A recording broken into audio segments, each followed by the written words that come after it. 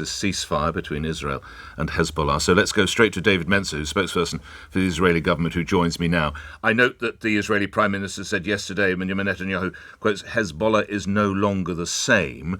From your understanding, Mr. Mencer, how damaged is Hezbollah? What remains of any command structure? Good morning to you. Good morning, Nick. Good to be with you again.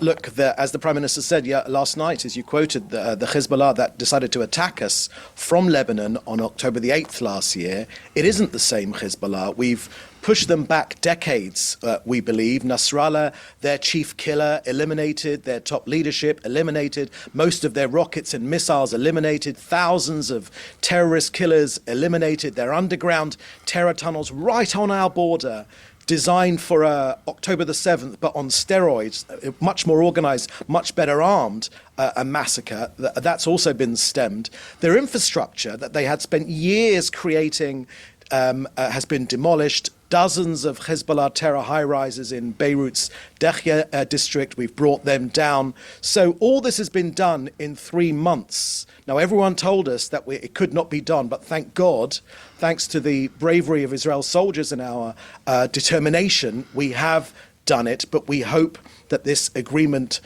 keeps, because it's in Hezbollah's hands and really the government of Lebanon's hands to make sure that the rockets don't fly again and all people on both sides of our borders can get back to their homes in safety. What needs to happen, Mr. Mencer, to turn a partial truce into a complete ceasefire?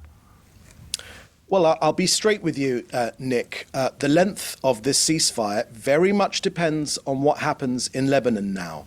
We, from Israel's point of view, will certainly adhere to the agreement, but it's always about enforcement. When we've been here in the past, in 2006, there wasn't enforcement. So I must say to you very, very clearly, we will keep our end of this deal, but we will respond forcefully if there is any violation. The US understands this. We will maintain the full freedom of military action.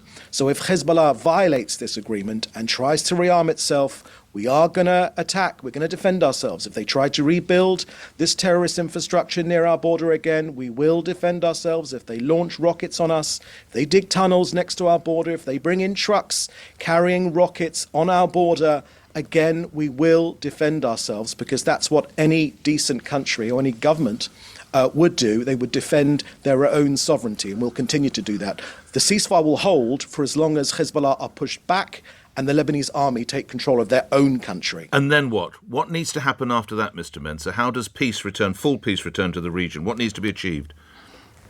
Hezbollah needs to be pushed back behind the Litani River.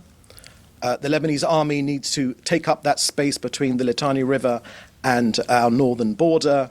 And we need to get back to peace. I understand that the Lebanese government were keen on negotiations on issues which they have on where our border is right now. We've committed to those negotiations as part of this deal. But ultimately, peace will return when there are no more terrorist rocket fires on our people. We've been here before in 2006. The difference now must be enforcement. The Prime Minister's made that crystal clear. Every sane person on the planet has to welcome this news. Mr. Mencer, can you give us an insight? What was the trigger? What was the breakthrough that got both parties to where we find ourselves this morning? Well, I'll tell you very, very clearly why that is, and the Prime Minister laid this out yesterday. To be frank, it's time to return our focus directly, not to the proxies, but to the head of the octopus itself, the Iranian threat. I won't expand too much on this issue, but Iran are very keen on getting a nuclear weapon. The purpose of that weapon from Iran is to destroy us. Nick, when they tell us that they wish to destroy us, experience has taught our people to believe them. We do believe them. So that's our focus now, to get to Iran itself rather than their proxy. And the second reason is, of course, to give our brave soldiers a breather, to replenish our stocks.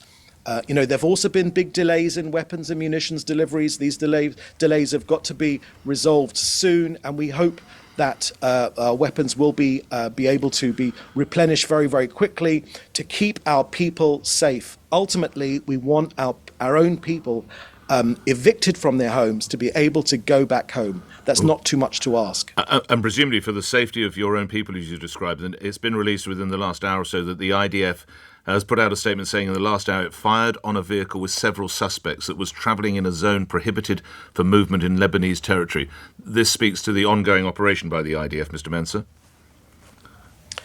So, Nick, as I've made clear, Israel will agree to the agreement. But if terrorists, known terrorists, are moving arms around, if they're moving around, I can't speak directly to this incident because this is the first I've heard of it. Okay. But this agreement, for it to hold, Hezbollah need to be pushed behind the Litani River.